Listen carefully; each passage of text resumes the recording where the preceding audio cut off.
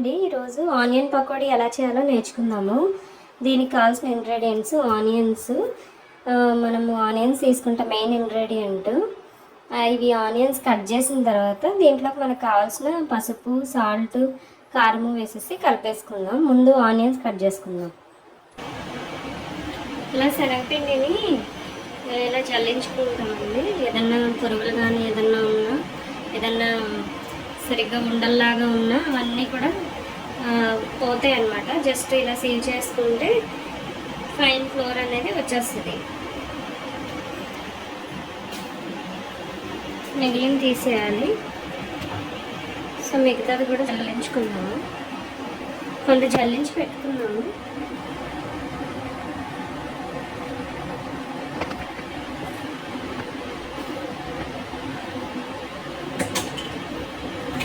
ఇలా కొంత పిండి జల్లించి పెట్టుకున్నాము. ఇప్పుడు ఈ ఆనియన్స్ ఉన్నాయి కదా, ఆనియన్స్ కోసేసాను. ఈ కోసినవి ఇలాగ చేత్తోనేమో ఇలాగ స్మాష్ చేసుకుంటే కొంచెము విడతాయి అన్నమాట. పకోడీకి వరదలుగా ఉంటాయి.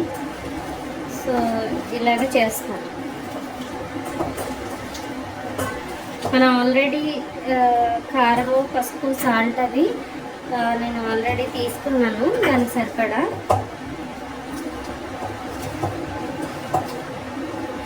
ముందే ఆనియన్స్ ఇలా చేసేయడం వల్ల ఏంటంటే మొత్తము విడివిడిగా వస్తాయి అన్నమాట.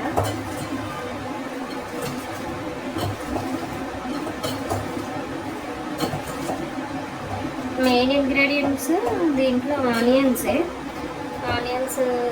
మంచిగా ఇలాగా పొడుగ్గా కోసుకుని ఇలాగ సన్నగా చీలికల్లాగా ఇంకా సన్నగా కోసుకునే వాళ్ళు కూడా ఉంటారు, అది ఇంకా బాగా వస్తాయి. సో ఇది కూడా కలిపేసుకుందాము.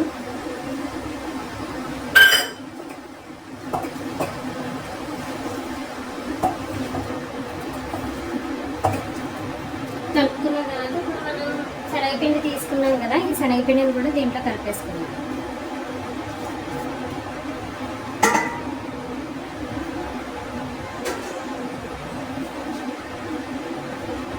కలిపేసి దీంట్లో కొంచెం వాటర్ వేద్దాము. ఇలా కలుపుతున్నాం కదా, ఇలా కలుపుతుంటే ఆనియన్ నుంచి కొంచెం వాటర్ వస్తాయి కదా. సో ఇది ఇలాగా అవుతుంది అన్నమాట. దీంట్లో కొంచెం వాటర్ వేసుకుందాం,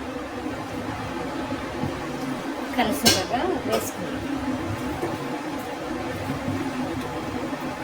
మరీ ఎక్కువ వాటర్ వేసుకోకుండా ఇలా కొంచెం గట్టిగానే చేసుకోవాలన్నమాట.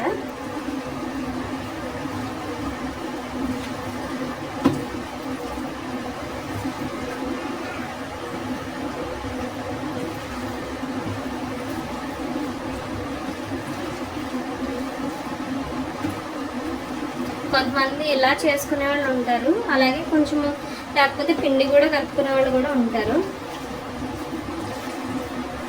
మనం కొంచెం పిండి కలుపుదాము.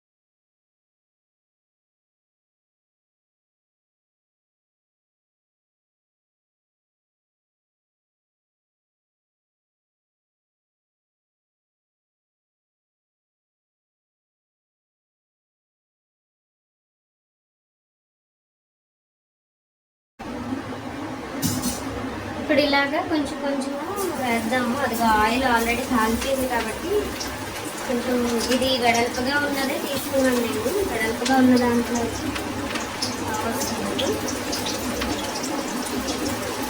సో ఇది ఆయిల్ ఎక్కువైంది, పొంగుతుంది కాబట్టి కొంచెం వేసాను.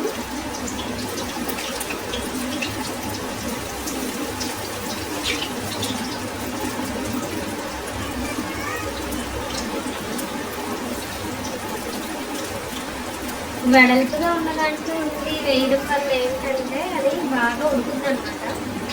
బాగా ఉడుకుతాయి ఏవైనా సరే వెడల్పుగా ఉన్న దాంట్లో వేయడం వల్ల. సో ఈజీ అవుతుంది మనకు కూడా ఇంత పెద్ద తీసుకోవడం వల్ల. ఆయిల్ కొంచెం ఎక్కువ పట్టిన వడగట్టి మళ్ళీ వేరే దానికి ఏదైనా ఫ్రైకి వాటికి వాడుకోవచ్చు. సో ఇలా వేసాను, కొంతసేపు అది ఉడకనిద్దాం.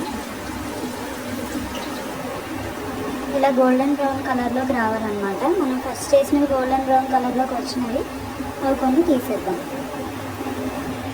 చూసారా, అన్నీ చక్కగా గోల్డెన్ బ్రౌన్ కలర్లోకి వచ్చేసాయి. ఇవన్నీ తీసేసి మళ్ళీ నెక్స్ట్ వేద్దాం మనం. ఇప్పుడు రిమైనింగ్ కూడా అందులో వేసేద్దాము.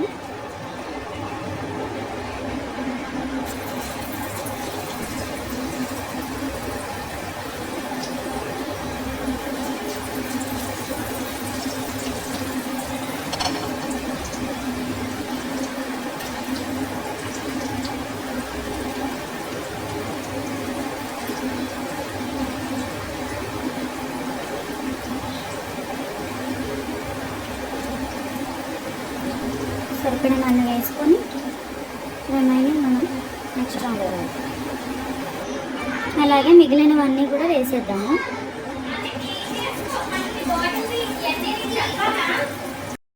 చూడండి మొత్తం కంప్లీట్ అయిపోయింది. ఇది పకోడీ ఇలాగ ఒక 3 times వేసాము. అలాగే డెడ్లీ కాంబినేషన్ చూడండి, టీ మరుగుతుంది.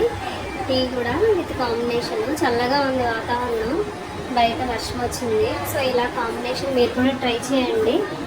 మీ ఫ్యామిలీ మెంబర్స్కి చేసి పెట్టండి, షేర్ చేయండి, సబ్స్క్రైబ్ చేయండి, లైక్ చేయండి. Thank you so much.